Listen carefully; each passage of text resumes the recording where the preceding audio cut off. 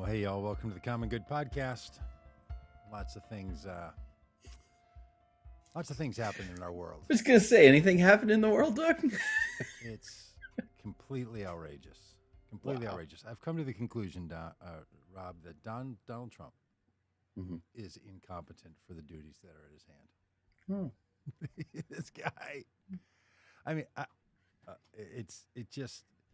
we're going to talk all about it today. Finally, I will say, many of the faithful, not the religiously faithful, not the faithful to their spouses, not the faithful to the Constitution, but the MAGA faithful have started to break. Yeah. I mean, I don't know if you read the stuff over the weekend of Trump MAGA people just losing their MAGA on this guy. Because they said, we voted for you because you said America first and you'd keep us out of the wars. And now you're bombing people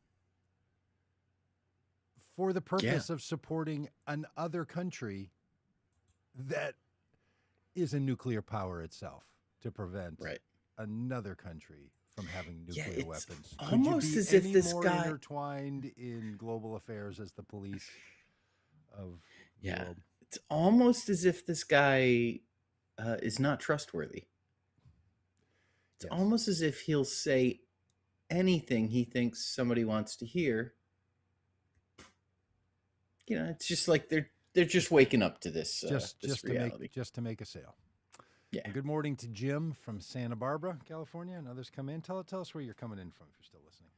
Well, I'm coming in from somewhere outside of Fayetteville, Arkansas, squirreled away somewhere outside of Fayetteville, Arkansas, in the attic of our home.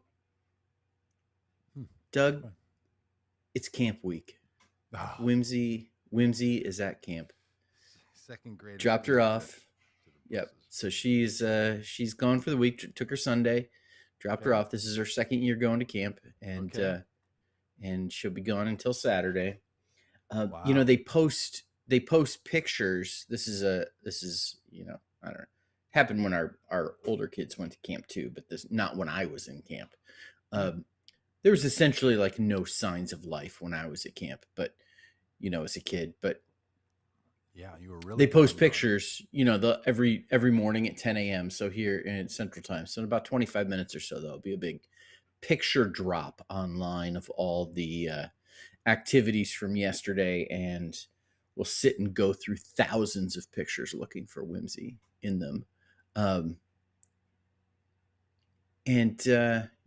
Not going to pay the $10 for the facial recognition technology that could just surface them very quickly. Not going to get caught by that upcharge. I'll sit and click through thousands of pictures. Doug, last year, whimsy did not appear in a picture. Really? Until Saturday when we were going to pick her up. Did you pay for the facial recognition last year to know that, or did you just scanning? Yeah, I felt like I could recognize my kid if I saw them in a picture. You didn't need facial recognition. I did not. Yes, I did not. It did not need AI to do that for me. Doug, yesterday they dropped a set of pictures. Okay. No sign of whimsy. I mean, I don't know if she just sees the camera and she runs the other direction. There's no signs of life at all. My kid, you could have been launched into outer space from the Blob. And I will say, Rob, she is a shockingly photogenic person. She has the look of a kid at camp that you'd want to put on the front page of the website. And she's very tall. She's very tall. Well, for a child, she's child tall. Oh, Should be clear. She's not rolling through the trees above them. No, people are going to picture this large child. That's why there's no pictures. People are like, no, don't take pictures of her. That's really funny. She's the big friendly giant. Child tall. No, she's just tall in general. She's just tall for everybody. Well, no, well, good luck. Hopefully she's alive. And look, don't dump this on her. I mean, don't encourage her to grow up as a person who every time there's a batch of pictures from some group event, they're scanning it, counting how many times they're in it, how many times their Mhm. friend. I mean, that just haunts. I mean, let these children's sins be their own. Don't let's not do to them what was done to us, where we Yeah. were in Yeah. seventh grade. I had one of those group pictures in Washington D.C. In fact, and the one picture they picked out of the whole thing is when I was turning my head. Oh, We're lined up oh, in the whole thing, and just drive you nuts. yeah, of course, the one My that we get. my parents, when I went to camp as a kid one summer, my parents forgot me. You mean you got home and they said, "Oh yeah, that's right." No, they never came to get me on Saturday. They didn't come to pick you up. The camp director had to call them and say, "Hey, can you come pick Rob up?" And what was their excuse? We didn't know. We forgot it was Saturday. We forgot you Don't were know. around. We I were doing. They didn't. They didn't I say don't know. anything. I Oh, don't you didn't care remember at what the that point. You excuse, but were, yeah. I was down the rabbit You hole were in a of, shame spiral. Couldn't hear a oh word yeah, that coming out of there. It was Charlie just Brown's parents. that's right. Just completely unworthy as a human being, as a son. I cannot get them to notice me or love me. They left me at camp. And that's what brings you to this podcast today. Doug, do we know of anybody else who What's maybe brought some you all good here? parenting would have made a difference in their lives? Oh, can you imagine? Can you imagine if they got old Donnie up on the couch? Just a little hug, a little "I love you," "You're Yeah. okay," you Hey, know? what do you think is happening to the guy that he's gone all wokey on one sense? He's gone all neocon, like let's attack to bring peace. Yes. He's gone all wokey on Mhm. God bless the United States, God bless Israel, God bless Iran, God Oh, bless the he's world. just I mean, yes. Yeah, he's just He's all about gone, it. we love you, God, when he's announcing the destruction of nuclear facilities with bombers. Yeah, Do you think he's completely just the neurons just don't even I see have a each other anymore, let alone communicate? yeah, yeah, I have a friend who had a family member, an older family member pass away this past week, and, we were talking about kind of childhood and, growing up with this person as a dad, and Hmm. it was kind of quiet and a little distant, not gruff, but not like Yeah. not expressive and emotional. And in the last year of his life, when he was started to get sick, all of that changed, and he got very, Oh, very expressive and very wanting to share stories. And I kind of feel it. Maybe we're that way with the president of the United States. Maybe he's just a little squishy. He's gotten a little squishy. yeah. Maybe he's like, hey, it's Taco Tuesday every day around here. Yeah, I chicken out. I'm a yeah, big talker. I'm yeah, yeah. Yeah, I love I don't everybody. go to war. I have bone spurs. I mean, that's Yeah, just my soft yeah, little heart. These hands are not made for military service, but I'll command yeah, and then I'll yeah. brag about it. All right, so Yeah. we've been a No, little no, gentle listen, on the before we guy, get but it's bad. before we get all into it, Doug, because there's a lot to talk about. I Hmm. do want to make sure that you see a really amazing video. Um, this is this is the little game we play sometimes on the podcast here, where we play a video that Doug has not yet seen, and we get his reaction in real time. And so I sent you a video. I said, don't watch it. Just we're gonna play it.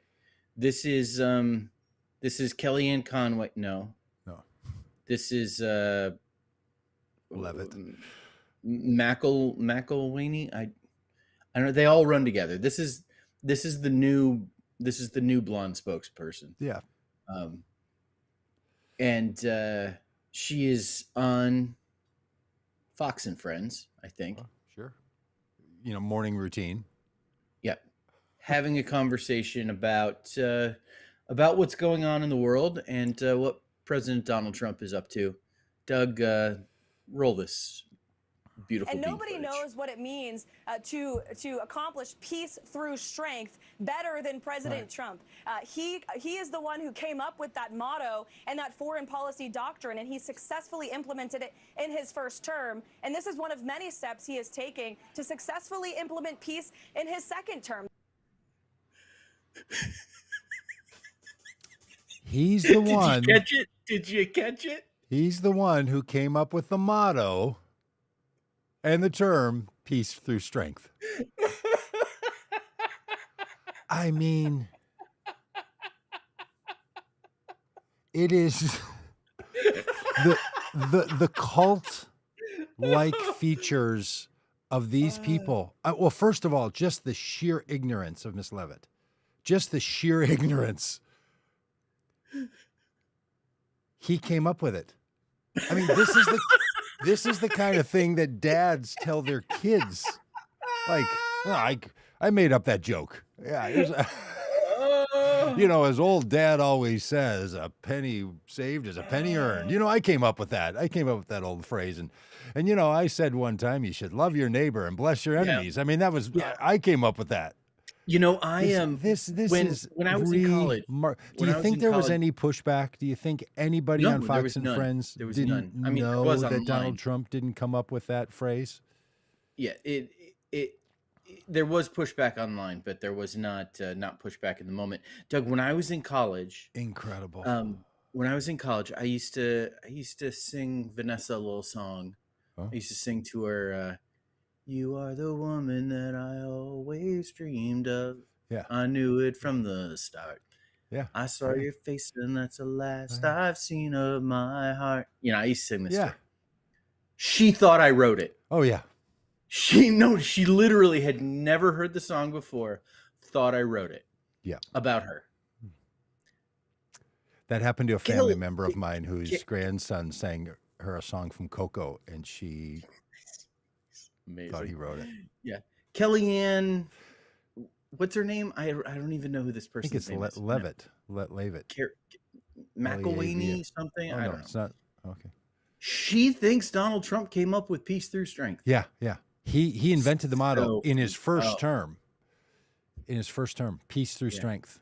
I mean, he so amazing. Donald Trump, because America, apparently America wasn't strong when Barack Obama was president, because Donald Trump, as a non-president, was saying that Barack Obama is going to bomb Iran in order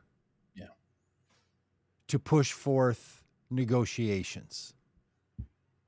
Barack Obama didn't do that thing that Donald Trump called weak. Then Donald Trump did that very thing and said that it was strength. Of all the things for Donald Trump to do to prove that he's strong and America's military is strong, and I'm glad that he always wants to remind us that we have the greatest, toughest military in the world, as if he had anything to do with it, anything at all to do with it. Yeah, I mean, that his bone spurs kept him out of. I mean, there's this old saying that some people are born on third base and think they hit a triple. Mm-hmm. That's a baseball reference. This guy thinks that because he's the commander-in-chief in charge of the military, it's the strongest that the world has ever seen. The United States has had the strongest military for decades. Yeah? How did that go when you, as president, Mr. Trump, were negotiating with the Taliban to surrender? By the way, the deal in Afghanistan was brokered by Donald Trump. It's the Trump surrender deal. How did that go with your tough military? How did it go when you told Benjamin Netanyahu that he could use our military for his purposes? Does that make America look tough, or does it make us look like we're being bossed around by Bibi? How's that going? How's it going, Mr. Trump, when you decide to say to Iran, we're going to bomb your nuclear power plants So they take the uranium that they're enriching and move it. And then you bombed 3 of their centrifuges, but not the place that creates the centrifuges. So within 6 to 9 months, they will be back to enriching uranium. How's that great, tough military working for you? It's the country of Iran.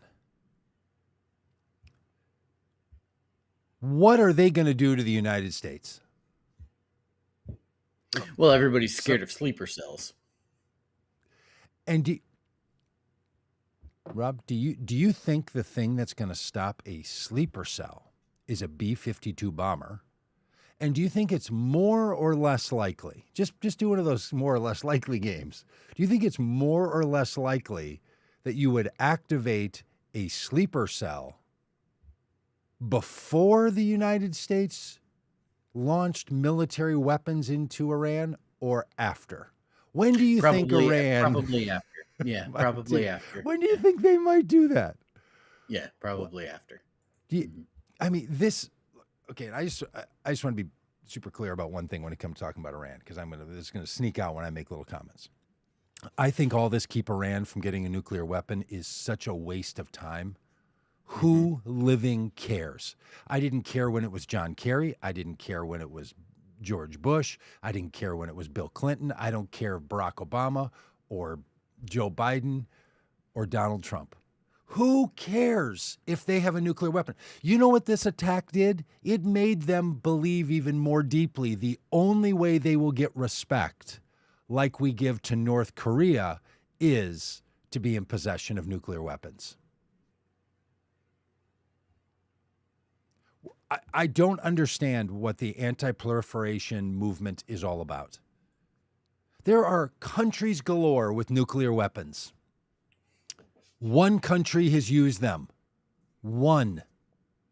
The United States of America.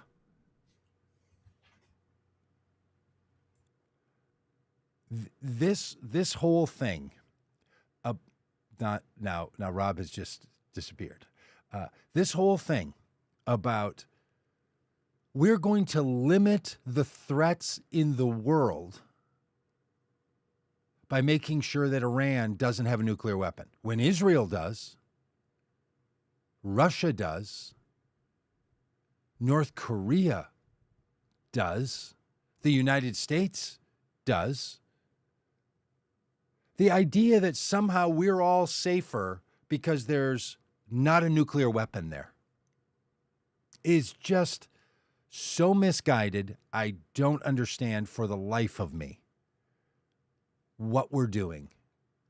Now, should we be negotiating behaviors? Of course. We should be doing all kinds of things to be pushing the people and the leadership of Iran to participate in the global system the best we can.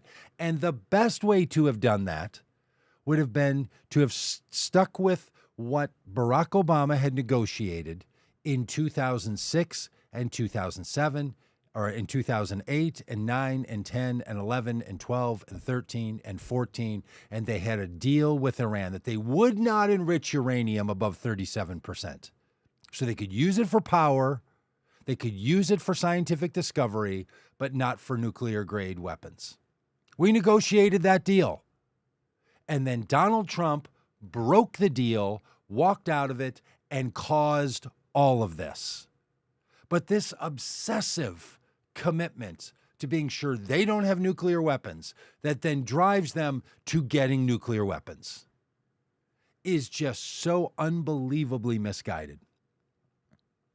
And that's where we find ourselves with old Donald Trump. The very guy who in his first term, when he created the phrase peace through strength, walked away from an international deal negotiated by many nations to put together an accord in the Middle East that then Israel and the United States walked away from. That's why we're here. So for this guy to come sliding in and act like him bombing a couple of nuclear power plants after giving them plenty of notice to move the very thing that we're worried about, for whatever reason we're worried about it, it is unacceptable. And it's such wild, incongruent belief systems. Rob, what are your thoughts on all that? Doug, this is the second week in a row that my computer has just decided, I don't want you in the podcast right now.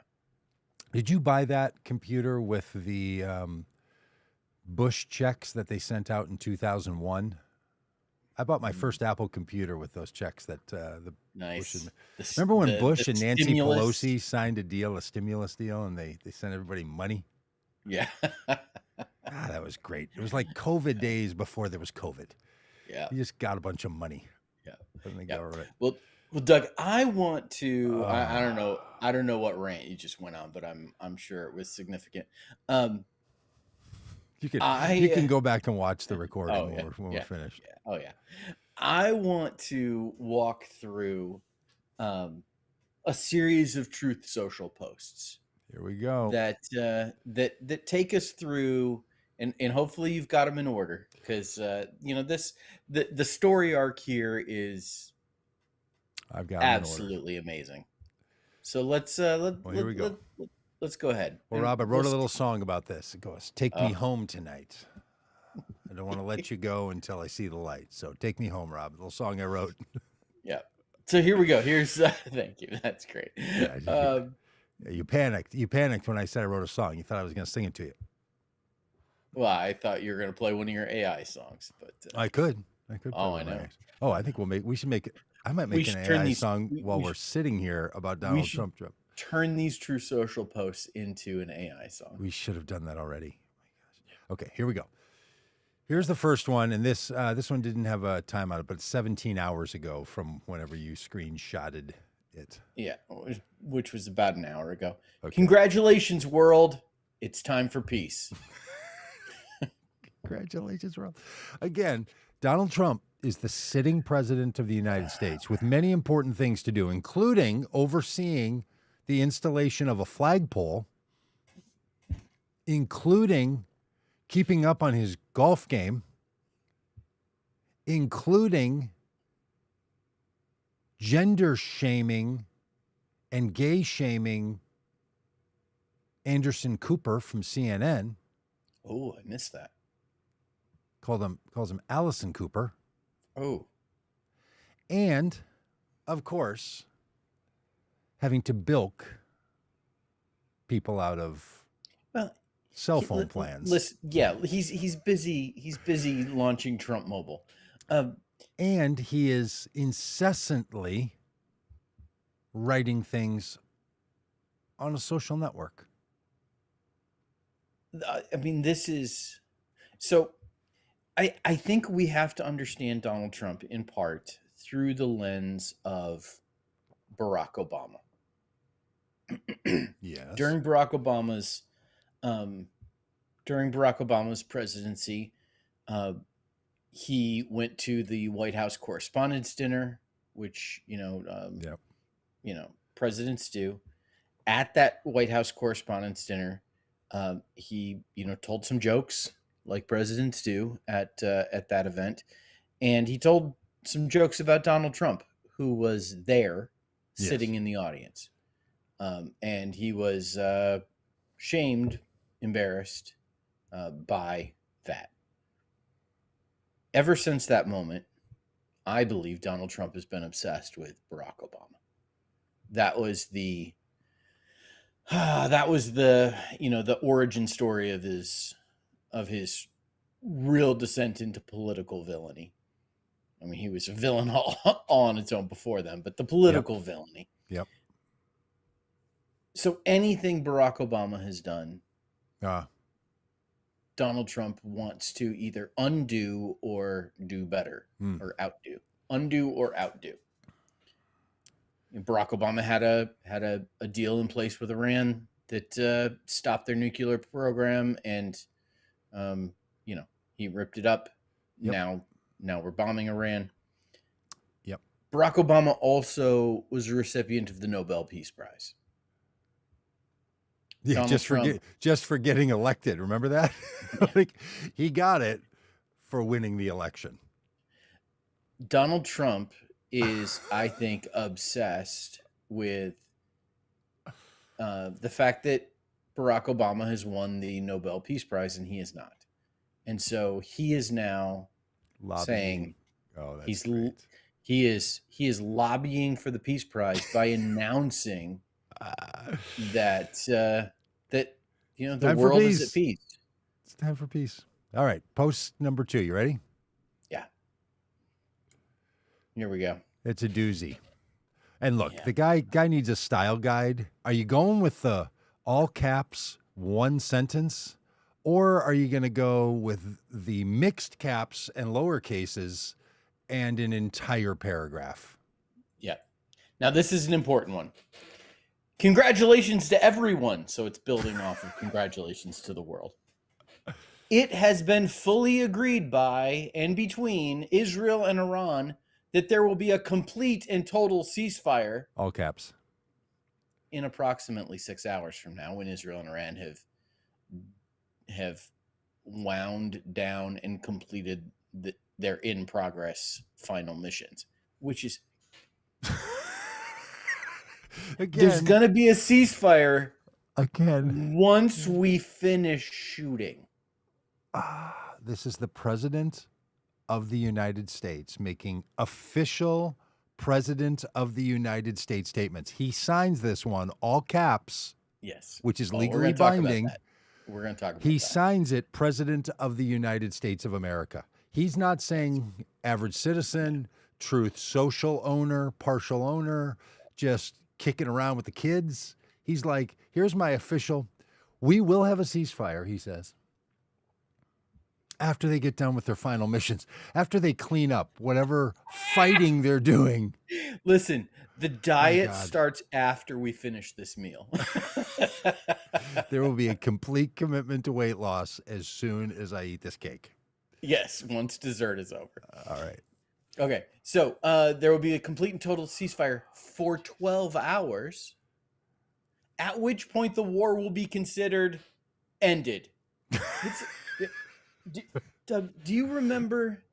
Do you remember did you watch The Office? I mean, one of the greatest moments in The Office was when Michael Scott was having financial difficulties, and he has a conversation with Oscar, who works in the accounting department, and Oscar explains to him, Michael, it sounds like you need to declare bankruptcy, and walks through what will happen to his debts if he declares bankruptcy. Well, a couple of minutes later, Michael walks out into the office and just yells, bankruptcy, because he's declaring bankruptcy.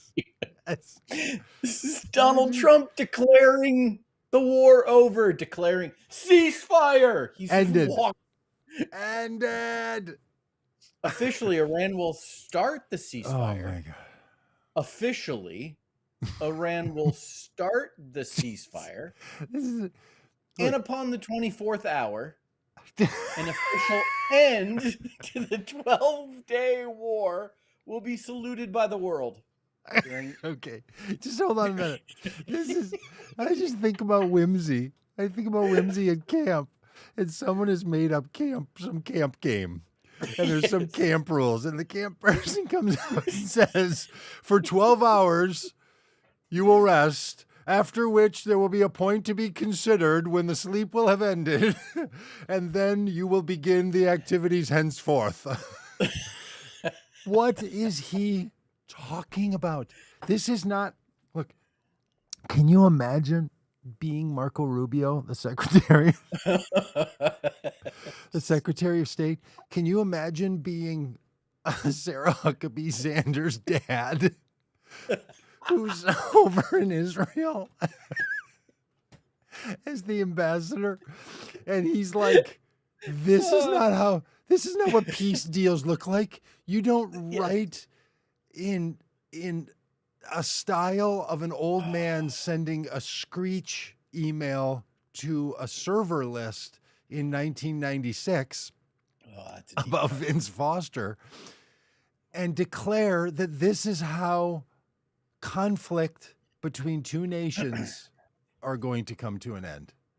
The My risk God, it is. the risk rules continue. During each ceasefire, the other side will remain peaceful and respectful. He's making a game. He's writing a board game. Oh my gosh. On the assumption that everything works as it should, which it will, I would like to congratulate both countries, Israel and Iran, on having the stamina, courage, and intelligence to end what should be called the 12-day war. Because he's like, I came up with that phrase. I came up with the 8-day war phrase, and I've decided to amend it. I've decided now to call it the 12-day war. This and how is did a we war end that, it? With the United States intervention. How's that feeling to you, MAGA supporters? This is a war that could have gone on for years and destroyed the entire Middle East, but it didn't and never will. God bless Israel. God bless Iran. God bless the Middle East. God bless the United States of America. And God bless the world. Donald J. Trump, President of the United States of America. This is, again, whatever you think about the man, he took time out of what he was doing yesterday. And sometime before 5:02 p.m. on the 23rd of June in the year 2025, the year of our Lord, he took a device, probably a mobile device, and probably not one on Trump Mobile, and moved between cap locks on and cap locks off and wrote this. Or he put the microphone up to his mouth and was saying all caps and then said the words. He spent his time not talking to Iran, not talking to Israel, not talking to Marco Rubio, not working with international partners around the world, writing a post that reads like rules to a camp game that are not binding for the nation of Israel or for the country of Iran. That's what he did. And then said to the world, you should read this because it's an official statement from the president of these United States. Yes. He signed it. I got a text a couple days ago from a man that I know, older gentleman. We had been texting. He had invited me to a meeting. Oh. I texted him. The intrigue is building with this whole story. Oh no. Let's have people in the text just finish the story from here. You got a text from an older gentleman that you know who invited you to a meeting. I texted him when I was on my way, and several hours later, long time after the meeting, I get a text from him saying, "Hey, I'm sorry I missed this text. Thanks for being here." And he signed his text with his I'm like, yeah, I know who this is from because we're in a text conversation. Hey, Donald J. Trump, you don't need to sign this post because we can see at the top that it's from your account. Again, he's making it I think he's doing a couple of things. One, I think he's making it clear that it is a presidential statement. Yeah. Which I think for him makes a big difference. And secondly, I think he wants to be clear that he wrote these words instead of having one of his little helpers do it, because he's always complaining when those nutty things are put up on his Truth Social that it wasn't him. Yeah. So I think he's doing something very formal because, again, he thinks that. Oh, yeah, this reeks of formality. Yes, that's it. That's it. This is what Cheeseburger Don thinks formality looks like. Yes. All right, you ready Doug, for the next one? Because there's still seven more. I know. This is the big one though. I have to admit something. I went to bed last night thinking what if he pulled this off? What if he's right? What if there is a ceasefire? Yeah, no, well, What yeah. what are we gonna say? Like we criticize him so very much for so many good reasons. I went to bed thinking, wow, if he pulled this off, that's quite an accomplishment. And I woke up thinking, there's no way he pulled this off. He's Donald Trump. He's just like, Well, look. Yeah. Look, there was a ceasefire between Israel and Iran and a deal with the United States and the global community that Donald Trump walked away from in his first term. Okay. There are hostilities now between two nations that are going to be paused and re-engaged for the rest of our lives. Mm-hmm. Because it's been going on for most of us the entirety of our lives. Yeah. Doug, not long after these posts that Donald Trump put up about the importance of peace and bringing peace to the world, he posted this next screenshot on True Social. He posted this image, which is fight, fight, fight. Which I just point out for the irony of in the midst of all of his peace talk, his ceasefire talk, he puts up a fight, fight, fight image. And again, that the U.S. military will never fail is his point. Do you want to wait on that other video, or do you want to play that other video now, the one that you also sent? I think chronologically we're not there yet. Okay, want to wait. Okay. So about 11 hours ago now, Donald Trump posted this.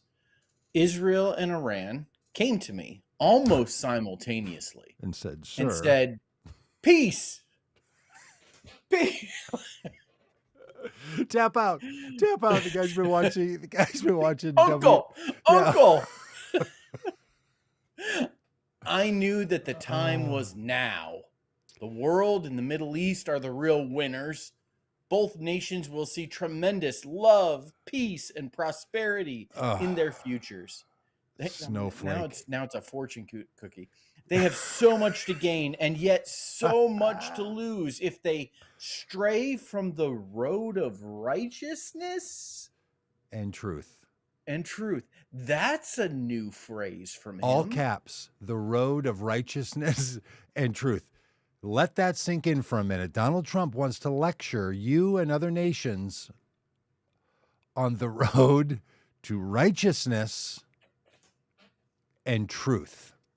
The future for Israel and Iran is unlimited and filled with great promise. God bless you both. Okay, so something is going on, right? Between 17 hours ago, when he writes this long thing, it's about to happen, and then he says something about how great our military is, and then he's like, hey, I want to give you a little background. I want to set up it. There's some really good could be coming here, and then hours later, number 5. Yeah, and he's saying, they came to me, because within minutes of Donald Trump posting that there was a ceasefire, within minutes, Iran was like, this is news to us. We haven't heard of this. Yes. Nobody told us. And Israel, much quieter about it, but news snuck out as well that they were not in the loop either. No. And so now Donald Trump is, saying, oh, no, they came to me with this. Yeah. He's now trying to rewrite that story. And look, every one of these nations has emissaries that make it possible for them to communicate with other nations. Having to refresh your scroll in Truth Social is not the way this should be handled. Just to stop for a minute, this is just simply right. That's it's funny. so insane that someone there is like, old man posted something again, said there was a ceasefire, and it's going to start henceforth. He's over at Gettysburg Writing it up. And right, then number Donald 5. Trump, about an hour later, posted this. We couldn't have made today's Quote. deal, unquote, without the talent and courage of our great B-2 pilots and all of those associated with that operation. In a certain and very ironic way, that perfect hit late in the evening brought everyone together and the deal was made. Oh my gosh, he just so misunderstands this entire thing. Look, Netanyahu bullied you in to spending US dollars on their war. Bibi Netanyahu dragged you and the United States in to be its bodyguard. That's what happened. Not the B-52 bombers, not the negotiation, not the people. Such a great song. Sorry. The B-52 is a great band. All right, here we go. No, but can we just talk about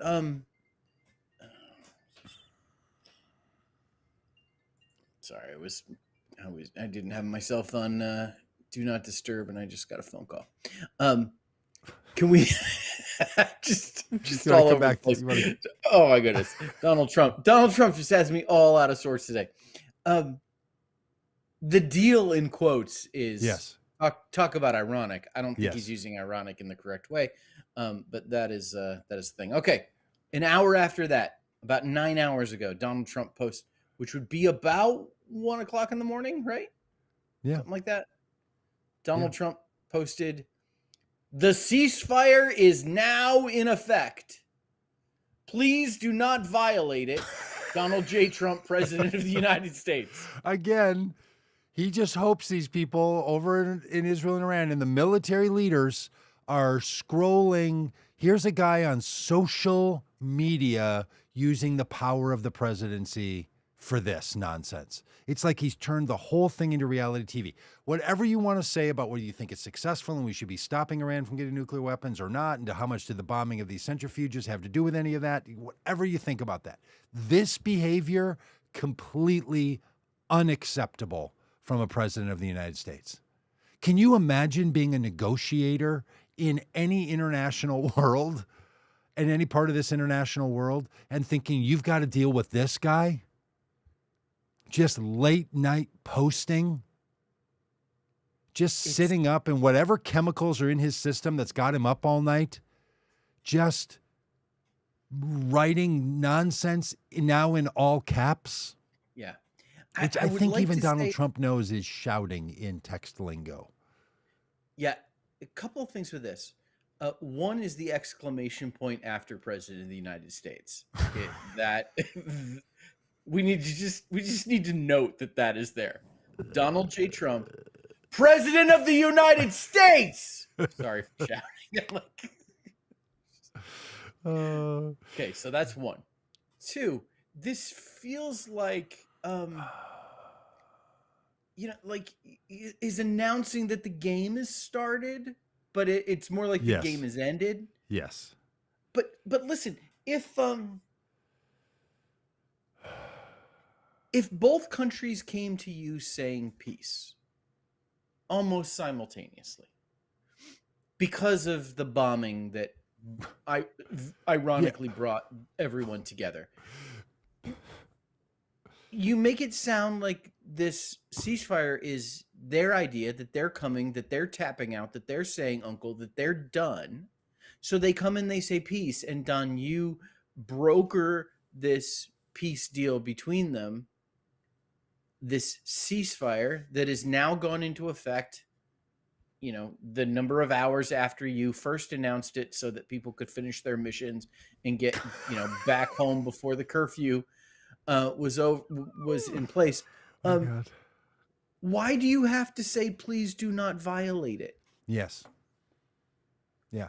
If they came to you seeking peace, why would you be concerned in the least that they would violate the very deal they came to you to make? Unless, of course, you're hoping to get a Nobel Peace Prize. And the way you think you can do that is by manifesting a peace deal, by posting about it on social media. And if you sign it with your name and title, that gives it extra weight so people will pay attention to this matter or see to this matter, whatever that new phrase he's been using lately at the end of many of his posts. Thank you for your attention to this matter. Thank you for your attention to this matter. What? Like, buddy, it's like that commercial with those two old ladies in the, this is not how any of this works. Yes. This is not how any of this works. This is not how it works. So clearly, okay, we got 3 more and then a video. He's nervous that they're going to violate the ceasefire. Now, 3 hours ago, he posts, Israel, do not drop those bombs. My God. Again, you're shouting into your phone. Oh, can you not call Netanyahu your bro? Can you not call the Ayatollah your new bud? I see you. Do not. Eyes on you. Honestly, if you don't get over here right now, I'm gonna. If I have to stop this car, do not drop those bombs. If you do, it is a major violation. Gonna throw a flag. I mean, bring your pilots home now, Donald J. Trump, president.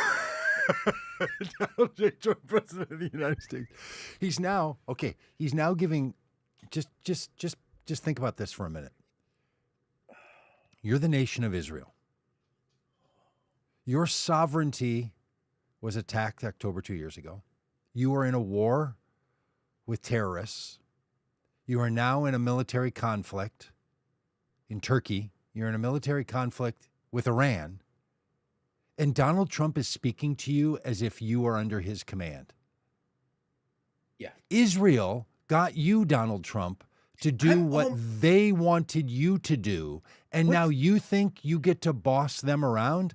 They already got the destruction of the centrifuges that we as the American people are paying for through our federal treasury. We did that for them because they wanted us to do it, not you. You don't think they got a decent B-52 bomber that could come flying on in? Maybe they don't. Then they shouldn't be doing, Donald Trump. You shouldn't be doing what they're telling you to do. This guy is getting rickrolled. I mean, honest to God, I'm sure that Benjamin Netanyahu is over there playing that rickroll video. Just like, look at you up, look at down, there you go, Alex. Rob, sing it again. The only thing missing from this post is Israel's middle name. The other day, Ted Cruz told me the other day that you bless Israel. You don't curse Israel. You don't threaten Israel. You bless them. And that's how you the other day, Whimsy and I spent a day kind of laughing at each other, getting yelled at by Vanessa. And at one point, Whimsy got middle name. She got Whimsy Catherine. Oh. And then later in the day, I got Robert Charles. Wow. And which Whimsy just thought was hilarious. This needs like a Israel David, do not drop those bombs. You know, or it's a major violation. Major. Like this, again, he's choosing his words. He chooses this one to be one long run-on sentence. The other one was full paragraph. One was just one straight line. He's choosing his words and includes a major violation. And Doug, then, the next one's the greatest one in the whole batch.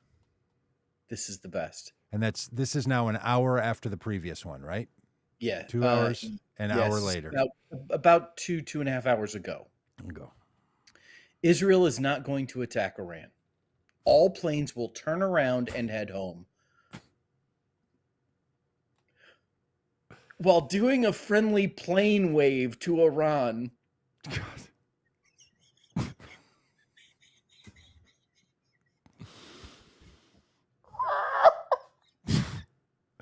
I don't He's even just know what such it a means. moron. Doing a friendly plane. Is where they do this the like a wings. new He maneuver in the game? he came up Like, with oh, that. you get He bonus came up with the points if plane you wave. do a plane wave? He was A like, "Hey, get friendly plane the wave. pilot on the line. This is the president. I get to command the pilot. Do one of those little things like they do at the air shows where you do the little thing with the wings. Do that over Iran, sir. We're an Israeli pilot. You don't tell us what to do."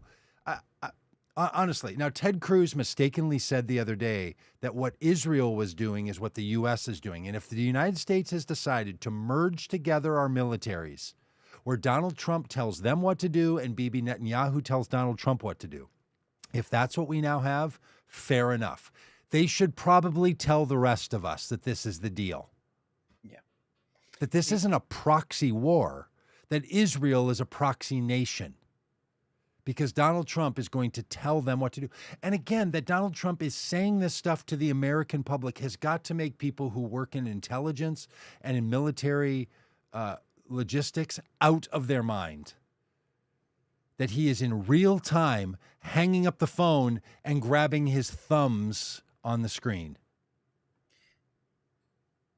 A friendly plane wave. And the last one. No, Doug. No. Hold on. No. I know we've been going for a while. Oh, we got all day for this. Is a friendly plane wave? Is this a thing? Is this a thing? It's at the flyovers. Yeah, when they come over the crowd and they wave at the people and they're like, "Hey, no harm, no foul. We're just going home now. See you later. We're buddies. We're pals." This is how Donald Trump thinks international affairs work. Or does he? Who does gets he? to see the friendly plane wave in Iran? Uh, Who's on the ground going, "Oh, those Israelis"? Look at that! Look at that Oh. fighter jet flying over. I mean, it's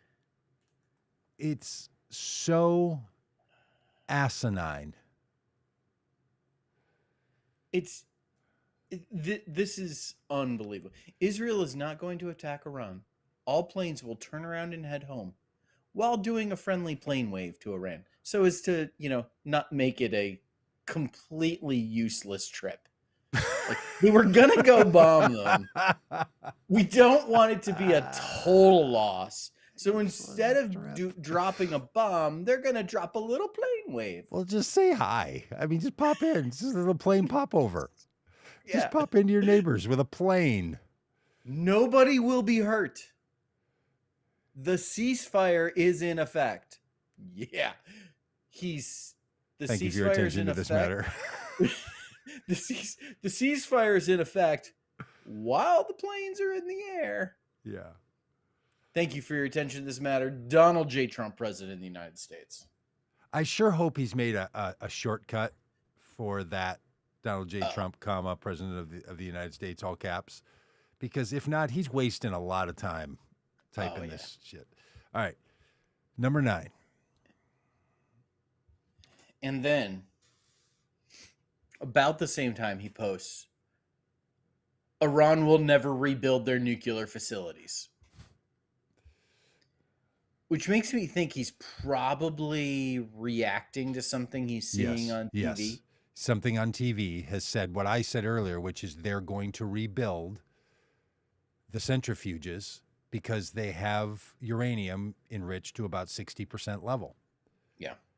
Listen, is what most analysts think. And I look, want to the international. I want to parse this. I want to parse this a couple of ways. One, this certainly can be viewed as a threat. That, like, hey, you start rebuilding, and we're bringing the ceasefire to an end ourselves, which Donald Trump does not long after this when he drops a bomb of his own. The other thing, I think, Doug, this is technically true. Iran will never rebuild their nuclear facilities. That's right. Because they don't have to rebuild them. They'll build new ones. Because we didn't destroy them in the bombing by the B-52s. Oh, you're saying that the new reporting is they weren't completely destroyed? They were not destroyed. Oh, interesting. All right, can we play the video? Oh, so all of this is taking place. Donald Trump is then headed out to get on Marine One, which I think was built in the United States and not given to him by a foreign power. I think it's one of the vehicles that we're able to build here and don't have to get off of the half-off sale from other nations that don't want to keep their trashy, old, crappy planes. Yeah. Doug, American pride built. American pride built. Top to bottom. Yeah. So he's about to get on Marine One, and he's talking with some reporters who clearly have read his tweets or his Truth Socials, understand that the ceasefire was never a negotiated thing. It was something that he had just manifested. That Israel and Iran were not at the table making peace. And in fact, none of this stuff that he has put out as rules to the game is binding in any way, shape, or form. Right. And they ask him about this. And there's a bit of a fuller response that he gives where he basically says, they better not bomb each other. They better keep to the ceasefire. And then, and there's a lot of background noise here because Marine One is got its propeller going. But you can hear pretty clearly. This is Donald Trump on national television live. The president of the United States, as he clearly has reminded us. Donald J. Trump, president of the United States. Here he is. You know what? We basically have two countries that have been fighting so long and so hard that they don't know what the fuck they're doing. Do you understand that? You had to respond Ah! They've been fighting so hard and so long, they don't know what the fuck they're doing. Because he's watching this fall apart. Because he's now realized, oh, Israel and Iran have been at each other longer than I've been thinking about being the president. And he doesn't just get to say things and make them happen. Watching it all crumble. Now, look, Donald Trump comes from a world of positive manifestation. Yes. I don't know if people are aware of this, but he comes from Norman Vincent Peale. There's a religious side to this. There's also, if you read any of his stuff, this is why he never admits he's wrong. He never says he's sorry. He lives in the world, and there's a lot of people that surround this whole world. This is what the prosperity gospel in Christianity looks like. This is what the meaning of now in the New Age world looks like. Donald Trump lives in a world where you say the thing to make it happen, and you never give energy to any of the negative things. This is why he was so bad in COVID. This is why he won't meet with the wounded soldiers. This is why all the things. This is why he won't admit that he's wrong about anything. All of it comes out of the same space. So he believes that all these tweets are actual. I mean, he takes a page out of the Rob Ryerson book of words are actions. They do things. Now, he believes that they make things happen that otherwise wouldn't happen. But he makes this stuff up in order to create the world and then believes that's the world that exists and then regularly runs into the reality of facts, whether it's elections or viruses or wars. He just doesn't know what's going on, so he just says things that he wants to happen as if he's going to manifest them. And then he's met with it, and then he's frustrated, and then he's tired, and then you see the real Donald Trump. And he violates his own ceasefire. Violates his own ceasefire by dropping a bomb on live television. Yep. Says they came to me in peace. They're good people. God bless them. And then in the morning, they don't know what the fuck they're doing. They're untrustworthy partners. Yep. And look, so many levels at which people would be like, we're probably going to get an explicit rating Yes. on this podcast on YouTube. Because of the president of the United States. Yeah.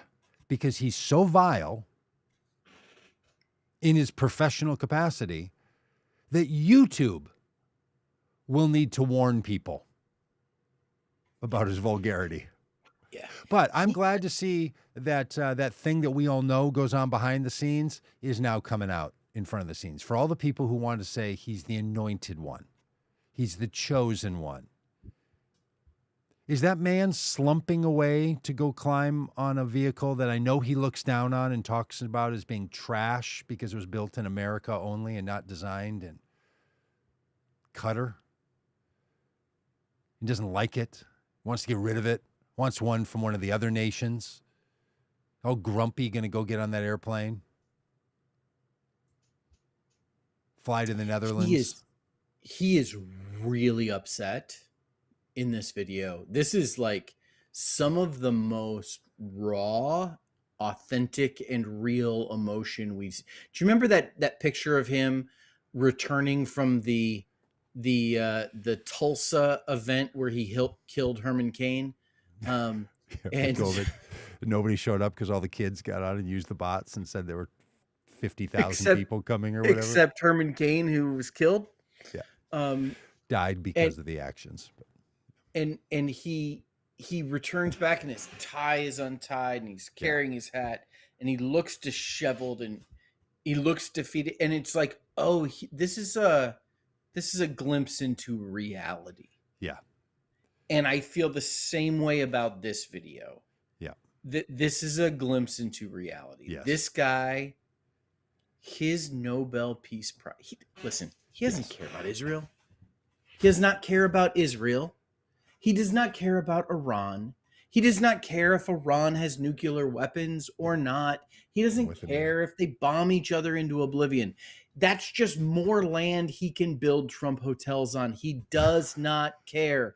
The only thing he wants is a Nobel Peace Prize. And he's mad, like the toddler who just found out that McDonald's ran out of the Lego toy they wanted to come with their Happy Meal. And so he's getting a Barbie toy. And he's pissed off about it. And he's so mad, he's even going to use a bad word. Show you. And he's going to say that these people are untrustworthy partners, that they don't know what they're doing, that he's the only one. Again, everybody's stupid here to Donald Trump. Former presidents, stupid. Former secretaries of state, stupid. These people have been warring for so long, they don't know what the F they're doing. That's who the only one who knows is the guy who's like, I wrote the rules. I typed them out. I told them what to do. Do you remember one of my favorite books I read in high school was Lord of the Flies. And you remember Lord of the Flies, group of British boys, school students, their plane crashes on an island, and they begin by having all of these rules. One of the rules is that whoever's holding the conch shell gets to be the one who's speaking, and it devolves into total anarchy, and everybody has some and there's a scene where this one character, Piggy, is holding the conch shell, and he's yelling at the other boys. He's trying to get them to listen to him, and he's, but I'm holding the conch shell. And as he says this, the other boys roll a rock onto him and kill him. This is Donald Trump is like, but this is the ceasefire. Yeah. And look, he's Piggy from Lord of the Flies. I agree with Matt in the comments here that there's some sincerity. I agree with you that we're seeing the inside raw bit. But also from all the reporting that we know, Donald Trump acts like this all the time. Yeah. He's always mad. He's yelling at people. He's swearing at people. He's doing this stuff all the time. What we're seeing here, I don't think is a broken, sincere man letting raw emotion come out. I think he's taking what goes on inside the building behind him and brought it out to the yard. Yep. And Because he's normally, tired and dad he's only mad. yells at the family in the house. Yep. And this time it it's happened in like- the driveway. Yeah. Yes. 100%. Right? 100%. So, yes. And look, presidents, there are stories about them doing all kinds of things. I mean, LBJ used to take a crap while making people from the house sit outside of his office while he's negotiating with them about a bill while he's pooping. I mean, there's some... That's a power move, dude. That is a power move. That is, I'm the president and you are not. I mean, I've written some text messages and maybe, written an AI song or two, but I haven't negotiated. Bill Clinton was on the phone with a guy working out a deal for something, and with Yasser Arafat while Monica Lewinsky was under the desk. Yeah. So, okay, private versus public stuff comes and goes. Donald Trump needs to go home to Mar-a-Lago, snuggle up with his pants boxes, and feel a little comfort. He's feeling a little dejected. It's been a long run. It's hot. Yeah. He's got to wear that suit. And he's got to go on a business trip. Hey, check Truth Social just real quick and see what's happened in the last 2 hours, because I'm betting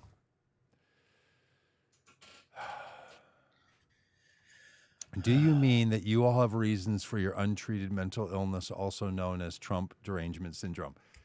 Yes. Yeah. Yes. Hey, real quick, Robert, thank you always for being here. Appreciate you in this comment. This idea that some people suffer from Trump derangement syndrome is a quirky little play on real post-traumatic stress syndrome. Do you know what's real? Traumatic stress syndrome. Yes, I am actually psychologically harmed by the behaviors of Donald Trump. This behavior weakens this country. This behavior hurts people. The Donald Trump behavior as president causes real damage to people. Takes parents from their children for no legal reason, abducts people from the streets, puts children in cages separated from their parents, mocks people in the United States, threatens civic and legal institutions in the United States. The damage this guy creates in the United States, we should all be totally freaking out about. Yeah. So Okay, yes, so with full-throated confidence, I suffer under the behavior of this guy. And if you thought it was hard for you under Joe Biden, I can only imagine how hard Donald that Trump must have been. Donald Trump has posted about a couple of Congress people he doesn't like. Thomas Massey from Kentucky, who is a Republican, and Alexandria Ocasio-Cortez from New York. He has also, so clearly he's on Air Force One now, or on his way to the Netherlands. 50 minutes ago, he posted a Fox News Channel article with the headline, Trump nominated for Nobel Peace Prize over Iran-Israel ceasefire deal. No. Yeah. Yes. Oh, Rob, you nailed it. This isn't real time, friends. Like, that didn't exist before you started this whole little... That's happened since we have been podcasting. 24 minutes ago, he said both Israel and Iran wanted to stop the war equally. It was my great honor to destroy all nuclear facilities and capabilities and then stop the war. Did you destroy the nation of Israel's nuclear capabilities? No. Oh, they won't admit they have. The nation of Israel has nuclear capabilities that are not being managed by the International Atomic Agency. The only nation that has nuclear weapons that's not being inspected. Did you or did you not remove all nuclear capabilities? Or is this the old theory of a good guy with a gun and a bad guy with a gun? 3 minutes ago. Did you eliminate the nuclear weapons in the United States? No. Is it on the table that the United States could use nuclear weapons? Do you think a 12-day military conflict in the summer of 2025 is worthy of peace? Hey, how's it going over there in Ukraine? Because we're a couple of days past day one of your administration. This little military 12-day war, you started. Yep. Started in the Trump administration. Donald J. Trump was the president of the United States that started the war. Yep. Right? Because that's how it works. When a nation attacks another nation, it's because of who the president of the United States is.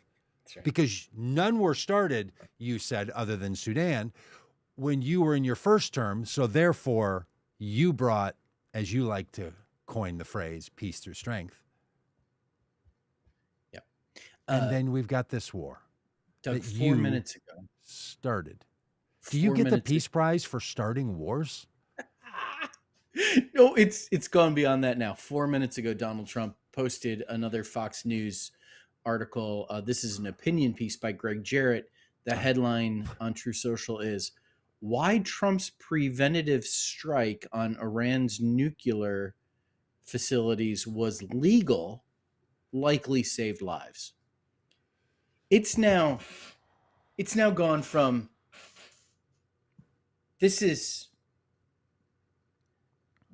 we talked last week about the Arkansas Razorbacks in the College World Series. Yes, we did. It's shaken me all week still. They were in the lead in the bottom of the ninth inning with 2 outs. No. And they lost. No.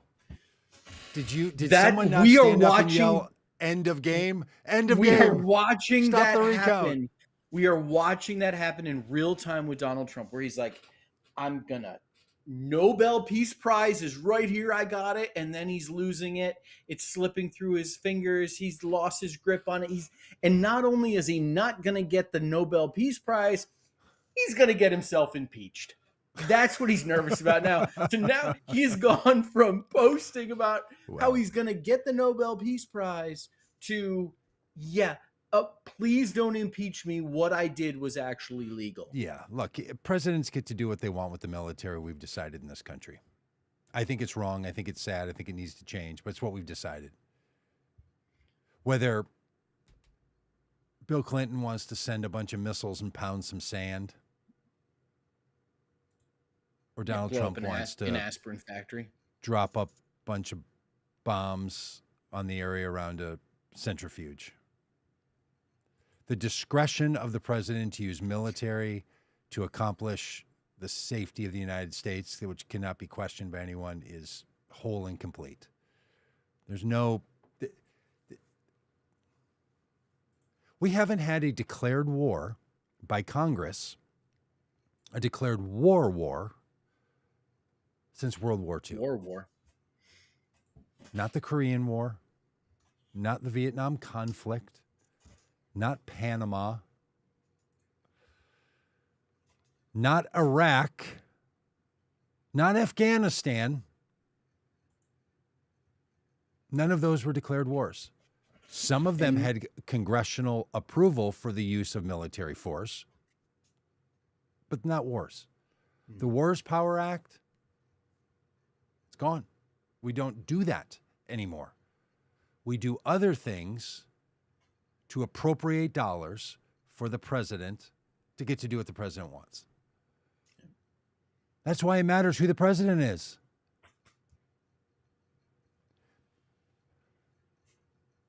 Iran wasn't going to develop their nuclear weapons. They agreed not to. Trump backed out. That caused them to double down.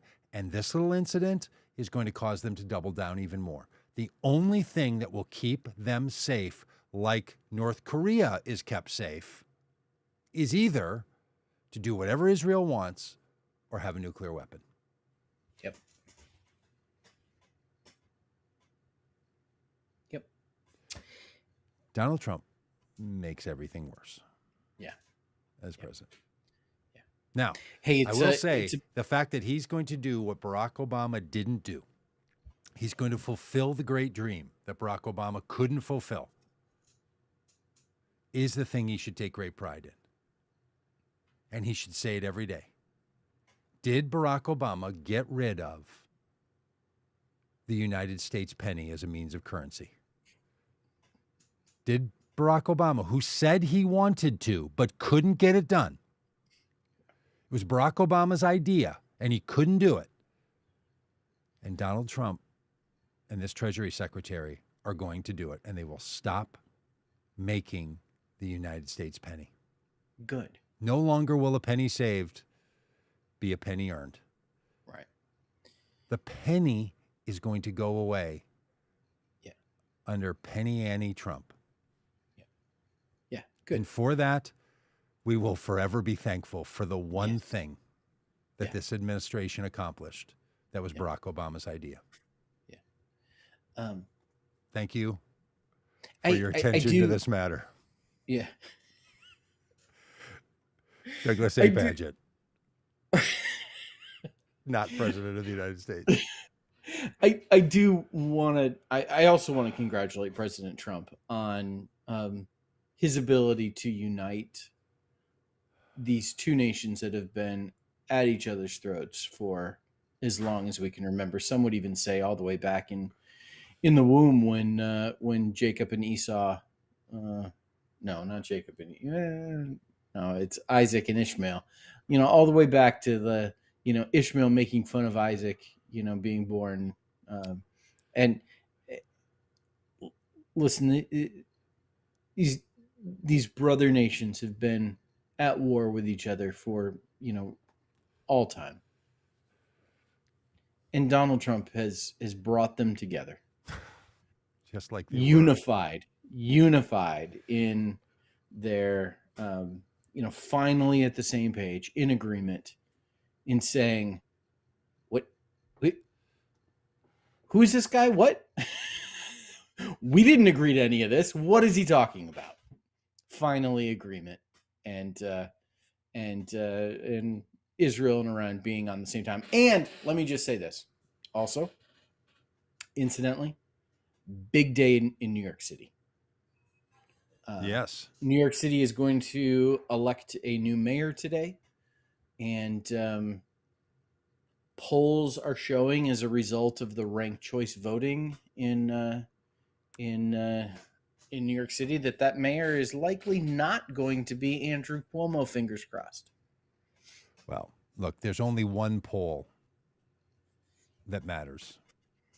And that's the one taken on election day. It's the one taken on election day. No, not the one done by pollsters before. The one that God votes in. We love you, God. Cast your vote, and they'll count it, and then we'll have the answer. Hey, listen, I am curious about. Hey, as somebody who just released a poll in the world that's going to get a bunch more attention, polling is very powerful. Yes, but you don't need to poll people the day that they're casting their vote. Yeah. Like day of polling, so you can figure out ahead of time, is just impatience at its greatest demonstration. Yeah, just wait a few hours. Wait a few hours. Yeah. That's right. Wait a few hours. We'll have results and we'll have a ceasefire. 12 hours from now, ceasefire. This guy. Well, yes. Look, it's not entirely true who the mayor is going to become in New York based on this primary. Now, the primary is going to select the Democratic candidate. But if it's a certain Democratic candidate, there could become an entire coalition that comes together in opposition. And you could end up with the old Bloomberg days of an independent Republican-leaning person to become the mayor of one of America's cities. Yeah, we shall see. Granted, it's New York, but just a mayor.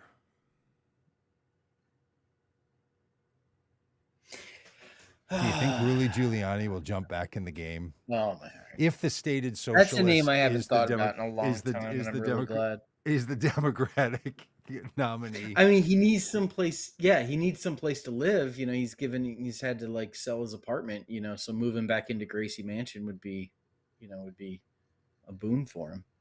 Yeah. Yeah. Why does the mayor of New York get to live in public housing? Yeah, it's called Gracie Mansion. Well, does the mayor of any other town get to live in public housing? I've never heard of It's the largest city in the country. Like, so, it's, yes.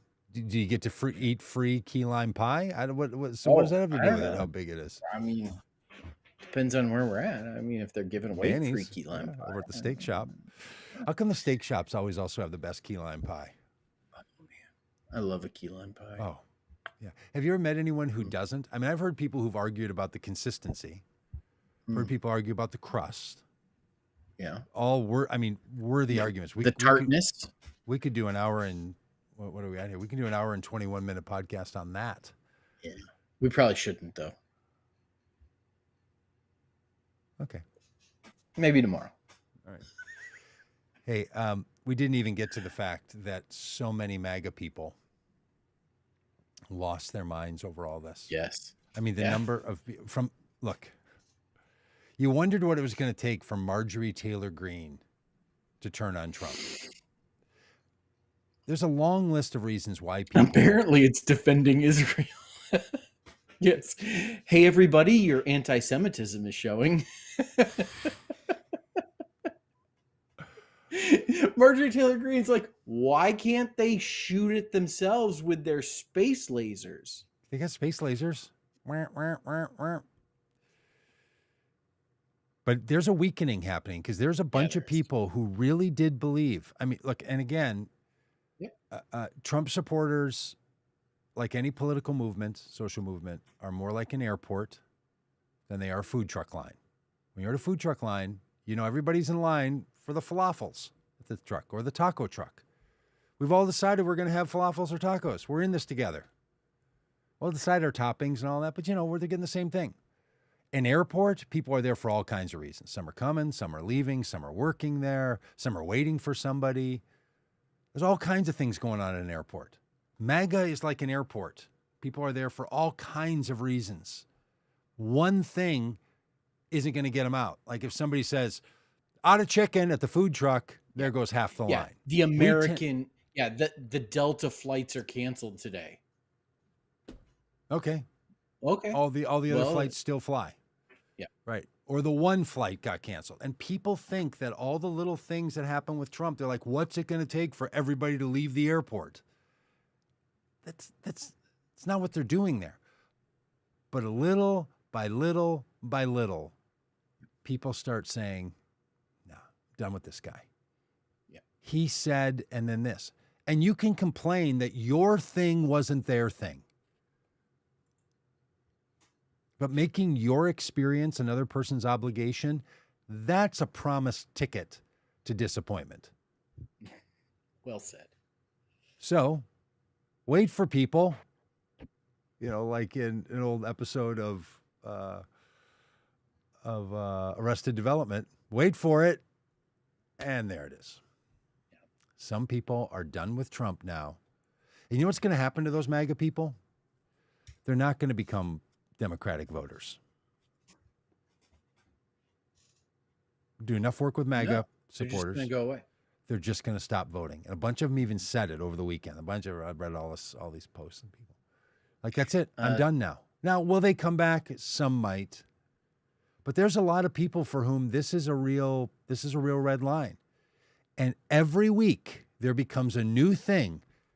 A couple of weeks ago, it was, well, we wanted you to deport people, but not our people. We wanted you to cut federal spending, but not for the workers in our place. We wanted you to get fraud out, but not cancel the Department of Education. We wanted you to do something about the problems, but we didn't want it to be us that you were doing it on top of. That's just happening every single week in the United States. Doug, 4 minutes ago on True Social, Donald Trump reposted Charlie Kirk saying President Trump should get the Nobel Peace Prize. It's incredible. It's incredible. As if this little conflict, this 12-day skirmish with a couple hundred people being injured or killed, is a global world war. He prevented World War III. Oh, Peace Prize. Peace Prize. Should be his. Oh, my goodness. Yabbits, Alex, Dave, all Sue, y'all. Thanks, y'all. Hey, Jeannie Lee, Jim, to the 9 people, Robert, who live in Oklahoma, who have downloaded our podcast. Huh? Congratulations on the NBA team that's owned by the people who own the franchise in your town for defeating the other team that's owned by the people who own the franchise in Indiana. Congratulations. Yeah, lots of Thunder fans here in Northwest Arkansas. Oh, okay. A couple of former Razorbacks play for the Thunder. Yep. Are they Arkansas born and raised though? Or they just move in? I think Isaiah Joe is. I don't know. I'd have to check. I mean, if you're not homegrown soil, I don't think you get counted as a true. Yeah. Right, Aaron, Allison, Squirrely Prepper, all of you. Thank you. Our buddy, Trump, and we had somebody that had a great one in there that just reminded us that we should consider our moral conscience, our spiritual life, and our just regular sense of not being morons, and to reconsider that we probably are. You are definitely one owed the dumbest. Look, my dad coined that phrase to me. My dad was what? I was raised by Jackie Gleason in Smokey and the Bandit. You see that movie? Mm-hmm. I feel like I bring up 70s nostalgia, and it's sometimes lost. Sometimes lost on people. But there's a great scene in there where Jackie Gleason plays a character who's the sheriff, and he's a corrupt sheriff, but he's trying to catch the bandit, played by Burt Reynolds. Burt Reynolds, and he says to his son, who's like the deputy or something, he does something dumb. He says, "There is no way you could be from my loins." It's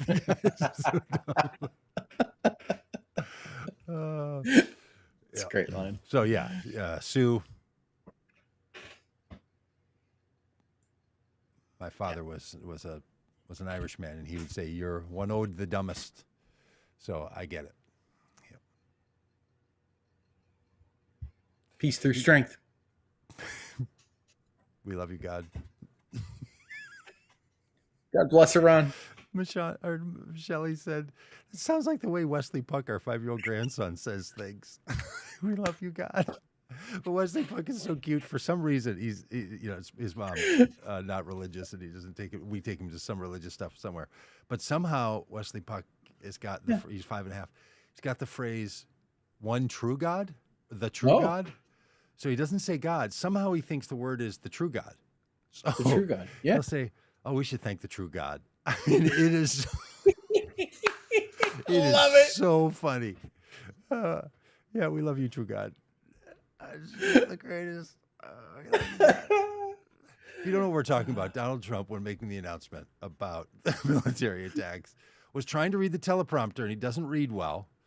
and he got lost, and he got it was rough. confused, and he was trying to say, we love Doug? all the people involved in this. And he just goes all softy and all this now, because he knows he chickens out. And so he wants to be in the love fest. And he's like, I want to thank God, and we love you, God. What? And there's a little clip that Shelley had on Instagram last night where it's like over Trump's shoulder, you see JD name change Vance standing behind him with this look on his face, like, what is he? And it's very funny. Till you watch the whole video, the whole minute and a half segment of that whole thing. And JD Vance, that's his permanent resting face. Yes.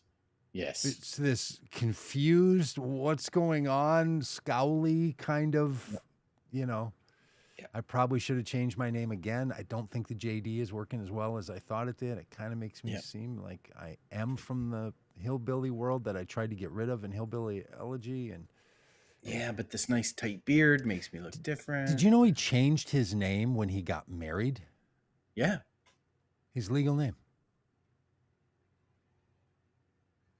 I didn't know that. I mean, I don't care if somebody changes their name or goes by a nickname or something, but just, if you kind of want to know what was going on there. You think Donald Trump ever considered changing his name in any of his marriages? I bet not. All right, we all Doug, done? Doug, what does the International Longshoremen's Association do? They support longshoremen's issues and causes, and they.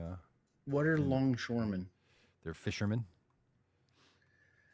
and the people that work on the docks. I think work on the docks and around the docks. I think they work in the. Tommy used to work on. They're all a big part of Big Fish.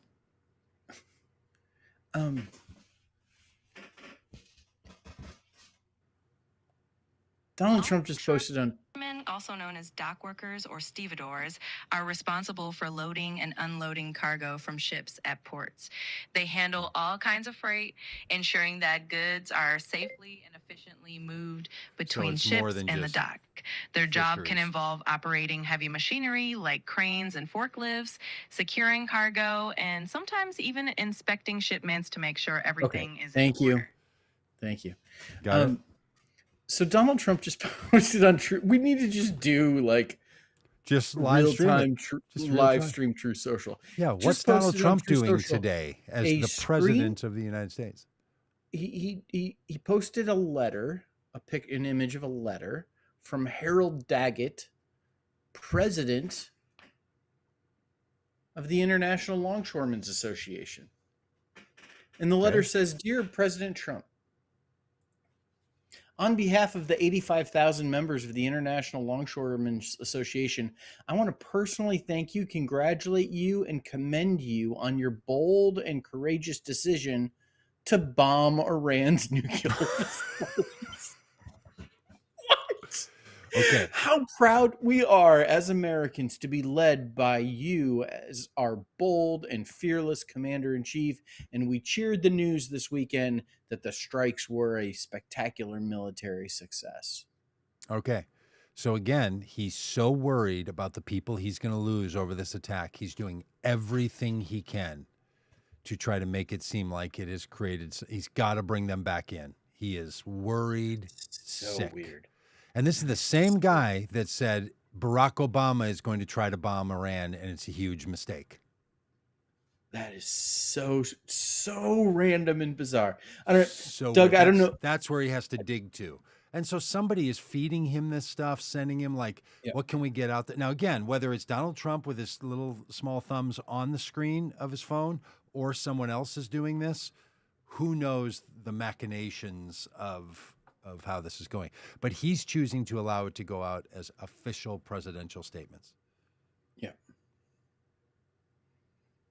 I look forward to hearing from the Old Navy workers of America and them congratulating Donald Trump on bombing Iran.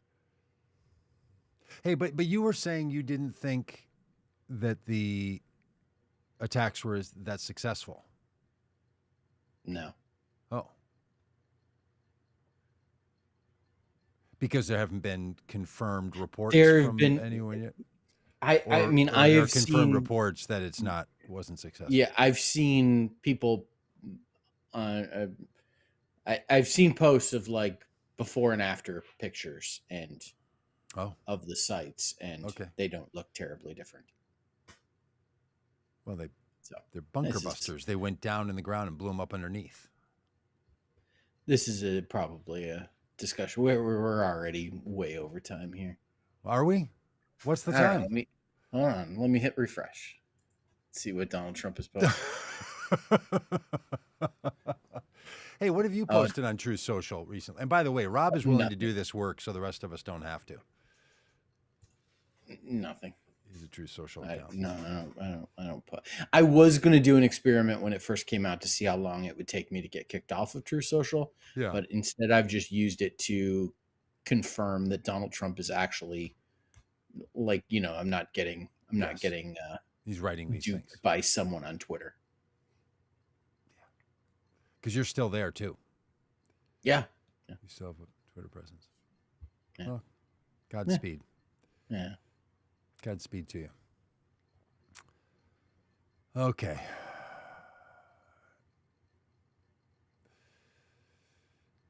Thank you for that. More than a feeling. Next line. Got something more than a feeling. It's a pretty good song when it's stuck in your head. You just got 4 words. Yeah. All right. See y'all. Bye-bye. We're overtime. Bye. Peace through strength.